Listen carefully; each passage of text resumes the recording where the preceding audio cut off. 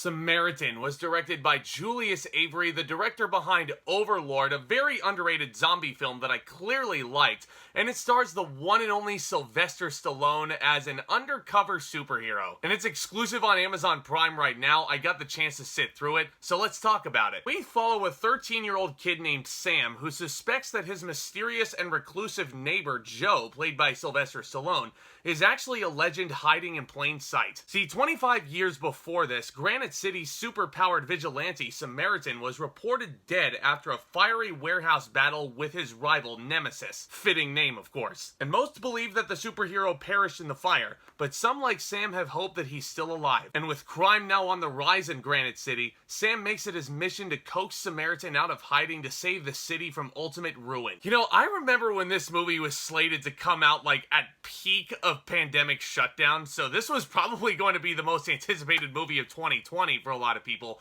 and here it is 2 years later coming out on Amazon Prime. Why is it coming out on Amazon Prime?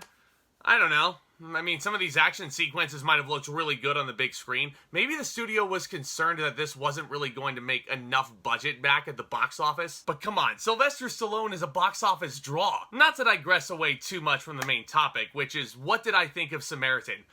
Honestly, I feel like this is a lesser version of Unbreakable. Just based off of that plot synopsis, it feels very eerily similar to Unbreakable to me, which I consider a cinematic masterpiece. Except you have the added twist of what if Spencer Tree Clark's character was actually in training with David Dunn. And for the most part, I think this different take on the narrative does really, really well. And part of that is because the chemistry between our two leads is so good. We have Javon Walton playing young Sam Cleary, and he's famous for his work on HBO's Euphoria, and I think this is a really stellar child performance. He is the glimmering light of hope in a city that's filled with just ruin. And then when he comes across Sylvester Stallone, it just gets even better. Stallone is a legend. I love him as Rocky Balboa. I love him in all these other over-the-top 80s action movies. I love him as Rambo. And this was a really, really fun turn from him. You could tell that he was having a blast doing this thing, as was everyone else involved. And I think that's the main thing that I'm going to take out of Samaritan. It's a fun little watch. Is it going to be the most memorable movie of 2022? No, probably not. But I do think the performances are stellar, and the direction from Julius Avery, who I think is one of the more underrated filmmakers out there right now. I loved what he did with Overlord. This, honestly, I don't think is up to snuff with Overlord in terms of look, but I really appreciated that he was trying to present this movie as if a comic book was leaping off the page and onto the screen. That goes down to some really nice color palette in there. There's some really funny dialogue that you typically see in a comic book movie. Why are you carrying around a broken radio? Why are you wearing a broken watch? And I think the way he directs these action sequences is really, really solid.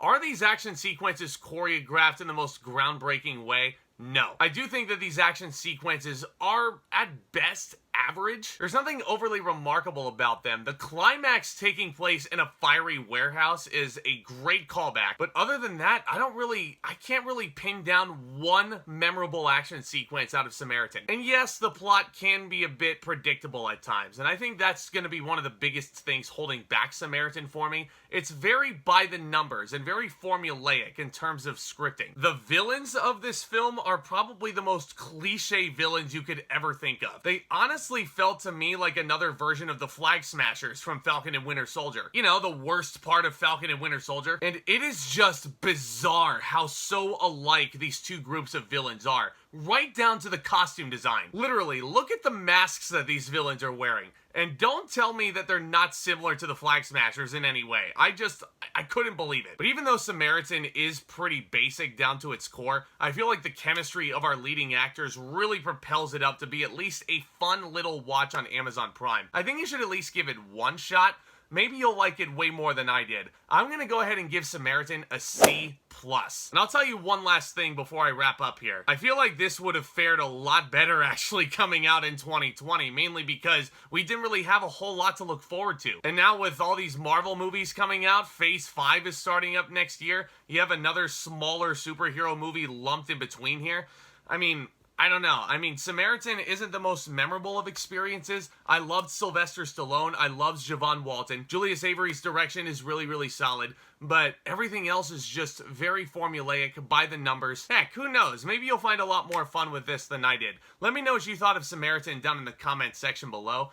And feel free to let me know what your favorite Sylvester Stallone movie is. Clearly, guys, I have way too much fun making these videos. I love discussing all brand new things in movies and TV with you guys here on the regular. And if you guys are new viewers, do consider smashing that subscribe button and hit that notification bell right next to it. And why not? Feel free to throw a thumbs up on your way out. These are all tremendously, tremendously helpful things. Not just to me, but to you guys as well. That way you guys don't miss a second more of the action. And of course, I've got a lot more exciting videos planned going into the fall season. My Halloween special is shaping up to be a really, really fun one this year. I'm going to be finishing out my Hobbit trilogy, and I will be starting out Stranger Things very, very soon.